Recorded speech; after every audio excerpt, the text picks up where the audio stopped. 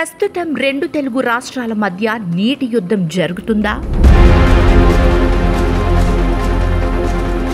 Banakacherla project నిర్మాణమే ఇందుకు కారణమా? గోదావరి నది నీటిలో ఎవరి వాటా ఎంత? బనకచెర్ల ప్రాజెక్టు నిర్మాణం జరిగితే ఎవరికి నష్టం? మరిన్ని ఆసక్తికర విషయాలు తెలుసుకోవాలంటే ఈ వీడియో చివరి వరకు చూడండి.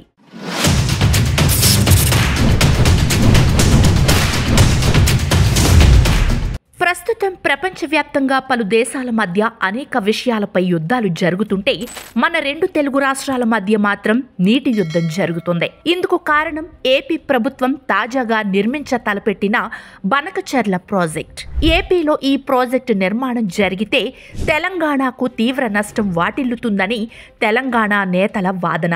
కానీ ఈ ప్రాజెక్టు వలన రెండు తెలుగు రాష్ట్రాలకు మేలు చేకూరుతుందని ఏపీ నేతల వాదన. ప్రస్తుతం రెండు తెలుగు రాష్ట్రాల్లో హాట్ టాపిక్గా మారిన ఈ బనకచెర్ల ప్రాజెక్టు ఏంటి, దీనిపై ఎవరి వాదన ఏంటి అనేది ఇప్పుడు తెలుసుకుందాం. బనకచెర్ల ప్రాజెక్టు అనేది ఆంధ్రప్రదేశ్ ప్రభుత్వం చేపడుతున్న ఒక ప్రధాన జల వనరుల పథకం. ఇది గోదావరి నది నీటిని కృష్ణా నదికి అనుసంధానం చేసే లక్ష్యంతో రూపొందించింది.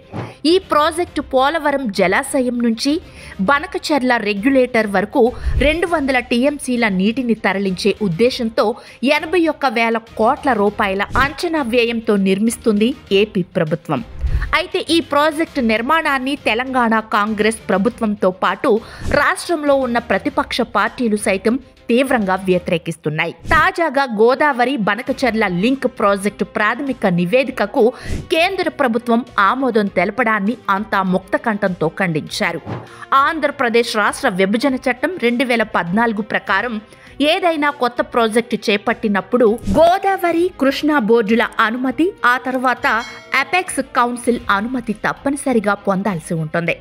అయితే ఆంధ్రప్రదేశ్ ప్రభుత్వం తెలంగాణకు గాని బోర్డులకు గాని సమాచారం అందించకుండానే ఏకపక్షంగా విభజన చట్టాన్ని ఉల్లంఘించి ప్రాజెక్టును నిర్మించడానికి ముందుకు సాగుతుందని తెలంగాణ నేతల ఆరోపణ. ఆంధ్రప్రదేశ్ ప్రభుత్వం విభజన చట్టం 2014ను ఉల్లంఘిస్తున్న కారణంగా ఈ అంశాన్ని చర్చించడానికి తక్షణమే అపెక్స్ కౌన్సిల్ సమావేశాన్ని ఏర్పాటు చేయమని కేంద్ర జలశక్తి మంత్రిని కోరాలని మాజీ మంత్రి హరీష్ రావు ఇటీవల తెలంగాణ కాంగ్రెస్ ప్రభుత్వానికి విజ్ఞప్తి చేశారు. ఇది రాష్ట్ర ప్రయోజనాలకు సంబంధించిన అంశం కాబట్టి భేషజాలకు పోకుండా, రాజకీయాలకు తావు లేకుండా వీలైనంత త్వరలో అఖిలపక్ష సమావేశాన్ని ఏర్పాటు చేసి లేదా ప్రత్యేక శాసనసభ సమావేశాన్ని ఏర్పాటు చేసి అందరి అభిప్రాయాలను పరిగణలోకి తీసుకొని ఈ అంశంపై ఒక విధానపరమైన నిర్ణయాన్ని తీసుకోవాలని కోరారు. ఇదిలా ఉంటే ఏపీ ప్రభుత్వం బనకచెర్ల ప్రాజెక్టు ప్రాథమిక నివేదికలో పొందుపరిచిన వివరాల ప్రకారం 200 టీఎంసీల గోదావరి నీటిని బనకచెర్ల రెగ్యులేటర్ కాంప్లెక్స్ కు తరలించడానికి ప్రాజెక్టును 3 సెగ్మెంట్స్గా విభజించారు. 1 పోలవరం జలాశయం నుంచి ప్రకాశం బ్యారేజ్కి, 2 ప్రకాశం బ్యారేజ్ నుంచి 150 టీఎంసీల సామర్థ్యంతో నిర్మించ తలపెట్టిన వల్లపల్లి కృత్రిమ జలాశయానికి, 3 వల్లపల్లి జలాశయం నుంచి బనకచెర్ల రెగ్యులేటర్ కాంప్లెక్స్ కు తరలించే విధంగా విభజించారు. అయితే గోదావరి బనకచెర్ల లింక్ ప్రాజెక్టు వల్ల గోదావరి నదీ జలాల్లో తెలంగాణ నీటి హక్కులకు భంగం వాటిల్లునుందని సాగునీటి రంగ నిపుణులు భావిస్తున్నారు. గోదావరి ట్రిబ్యునల్ అవార్డు ఆధారంగా గోదావరి జలాల్లో ఉమ్మడి ఆంధ్రప్రదేశ్ రాష్ట్రానికి 1480 టీఎంసీల నీరు లభ్యం అవుతుందని ఉమ్మడి రాష్ట్రంలో సాగునీటి శాఖ ఇంజనీర్లు లెక్కగట్టారు. అందులో తెలంగాణ ప్రాజెక్టులకు 969 టీఎంసీలు ఉమ్మడి రాష్ట్రంలోనే వివిధ జీవోల ద్వారా కేటాయించబడ్డాయి. ప్రాజెక్టులకు నీటి కేటాయింపులైతే ఉన్నాయి, కానీ ఉమ్మడి రాష్ట్రంలో ప్రాజెక్టులు నిర్మాణం కాకపోవడం వలన కొన్ని ప్రాజెక్టులు పాక్షికంగా నిర్మాణమైనందున వాస్తవ వినియోగం 200 టీఎంసీలకు మించలేదన్నది వాస్తవం.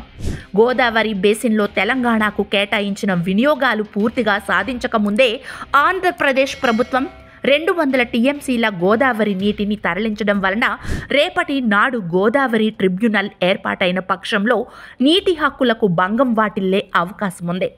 మరోపక్క ఆంధ్రప్రదేశ్ ప్రభుత్వం మొదటి నుంచి 969 టీఎంసీల తెలంగాణ వాటాను వ్యతిరేకిస్తూనే ఉంది. తమ వాటా 775 టీఎంసీలు అని వాదిస్తోంది. గోదావరి ట్రిబ్యునల్ ఏర్పాటు చేయమని 2023లోనే ఆంధ్రప్రదేశ్ ప్రభుత్వం కేంద్రానికి లేఖ రాసింది.